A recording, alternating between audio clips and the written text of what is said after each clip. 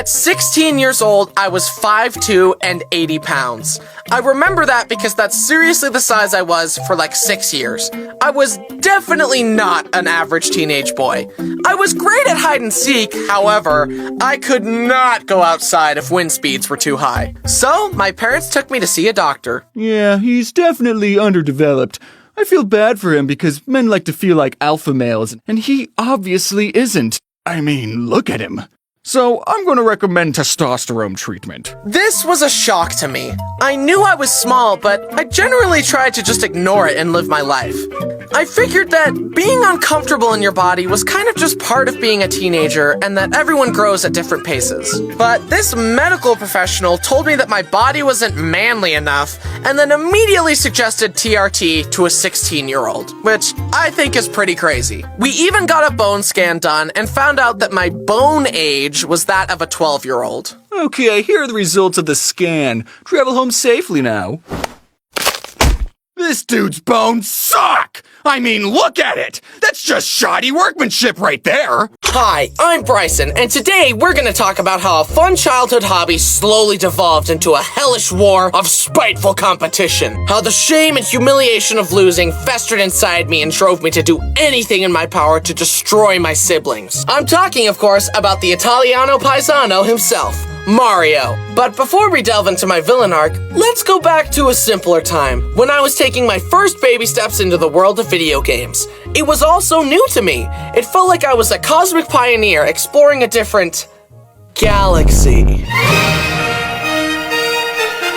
Super Mario Galaxy, the game where you traverse the universe as everyone's favorite Italian plumber. If you haven't played this game yet, change that immediately. When I play this game now, it feels like that scene from Ratatouille. Hello! It enthralled me as a child with its constant stream of new and inventive platforming ideas. After watching Brody play Galaxy for a while, I decided to graduate from game watcher to game player. Move over, Brody. Mom said it's my turn on the Xbox. But my imagination did not stop there. I used to grab a bowl from the kitchen, go outside, gather an assortment of nature's finest materials into a bowl. Grass, leaves, herbs, berries, you name it. And I would pretend I was brewing a magical potion. Mom, drink this. It'll turn you into a giraffe. No thanks. I'll just stick with my sandwich. Fine, I'll drink it. Bryson, don't! Wow, it really worked. Ooh. I can't count how many RC planes he's crashed. It's not even a question of if he will crash them anymore, it's when. On our most recent trip, Dad bought a big fancy plane that could take off and land in the water. He gathered us all together to watch its maiden voyage, and we all just watched sadly, anticipating the inevitable.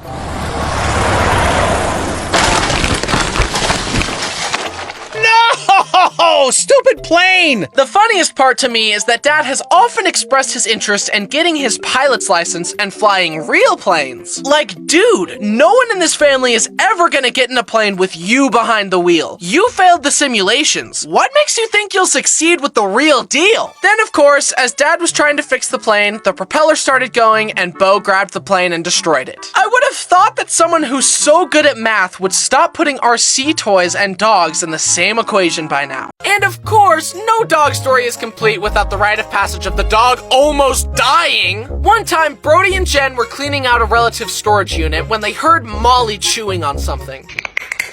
It's a brick of rat poison! Oh my God! They rushed her to the vet, and the vet gave her eye drops to make her vomit the poison, because apparently that's a thing. I don't know anything about how any of that works, but they saved her, and she's okay. Woohoo! Molly, I really thought this went without saying, but please don't eat poop or rat poison. But then it was time to move again. I said goodbye to my friends, we did another cross-country road trip, and arrived at our new house in California. I made some new friends in the neighborhood, and it was time for me to take on public school. And I hated it. But it's okay to hate things, it builds character. Plus, my grades were really good if we're going by golf rules. And having my friends with me made it a lot easier. And now I am a very well-rounded, well-adjusted, socially adept young man. Concert. It started out. Yeah, me and my cousin were hanging out, and we built a Lego set the other day. You like Lego? I love Legos. Did you know that Lego was invented in 1932 in Denmark by a man named Ole Kurt Christiansen? Originally, they were just wooden toys, but eventually they started making interlocking plastic bricks to create a system in which all their toys could be linked together. Despite many hardships, including their factory burning down, Ole and his family persevered and continued to manufacture the unique brick system. Then in 1978, the Lego minifigure as we know it was created. Minifigures are a high-value collector's item. In fact, a recent study showed that buying Lego sets was a better investment than the stock market because of how well they hold their value. This means that buying and building Lego sets isn't just a fun hobby, it's a smart way to use your money. Guys? My dad is very smart in a lot of ways. He has an engineering degree and master's degree in business, but he doesn't always apply his knowledge in the best way. One time on a road trip by the coast, Dad wanted to drive our Suburban onto the sand with all of us in it. Dad, no, don't do it. We'll get stuck on the sand. Please, no. We're doing it! Woohoo! We're sinking! Don't worry, I'll just hit the gas pedal harder.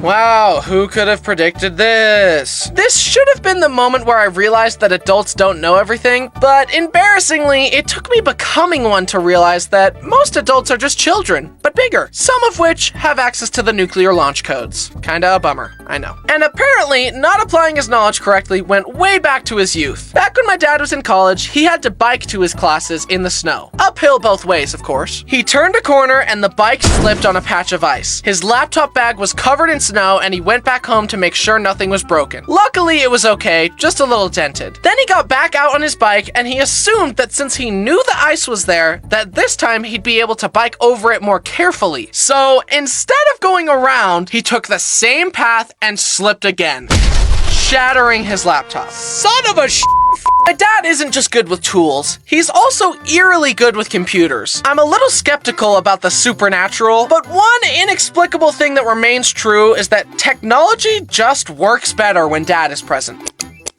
The send email button is broken. I keep clicking it and it won't work. You just gotta click send. That's what I was doing! Why did it work for you? This is such a double whammy, cause it makes you look stupid even though you were doing the exact thing that Dad did, but the computer just likes him better, I guess. I wouldn't be surprised if I learned that Dad has Fix-It Felix's magic hammer secretly on his person at all times. I looked it up, and apparently being able to unfocus your eyes manually comes from the ability to relax the ciliary muscle, and not everyone can do it. So yay, we all learned something today. Look at these pictures. I can do this with my eyes whenever I want. It's great. It's dissociation on command. Oh no, I'm bored in class? Boom! Welcome to the blurry realm. My family and friends definitely make fun of me though, cause they can tell when I'm not listening to them. So the other day I was repainting the guest bathroom for the 6th time, and then I decided that I didn't like any of the doorknobs in the house, so I had to replace those. And hey, are you listening to me? Use both your eyes.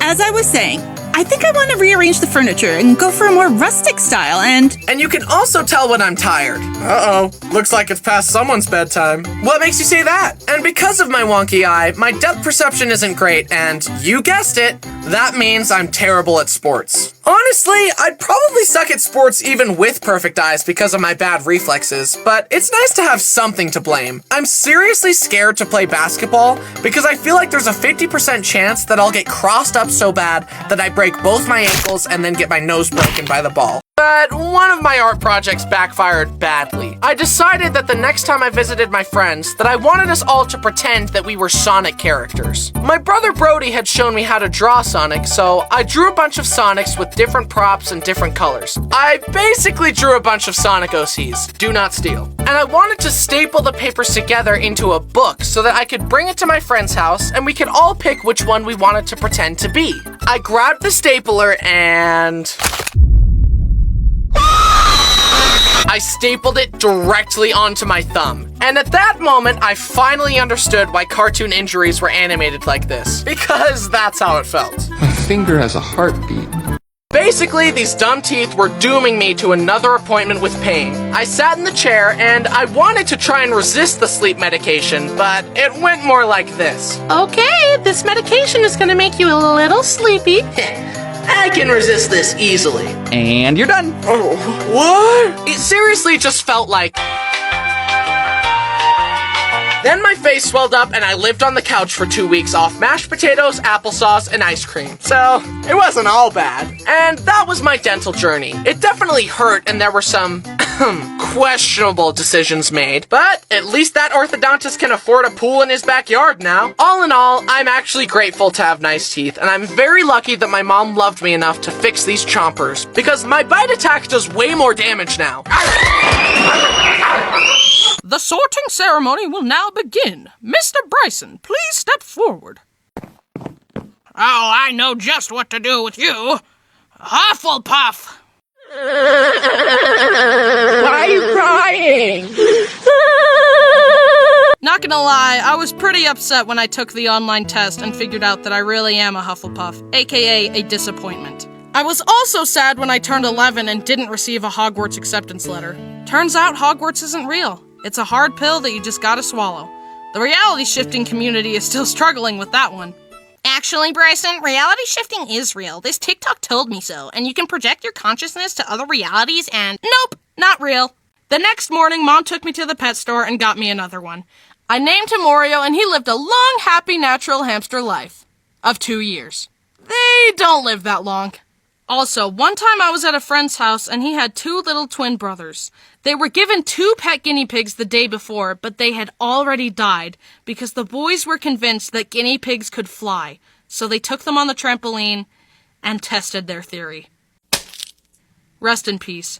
Anyway, at that time, I also had a pet guinea pig named Link, and the boys with tears in their eyes asked, "Our guinea pigs died. Can we have your guinea pig?" And that was when I learned the valuable lesson of how to say no to people.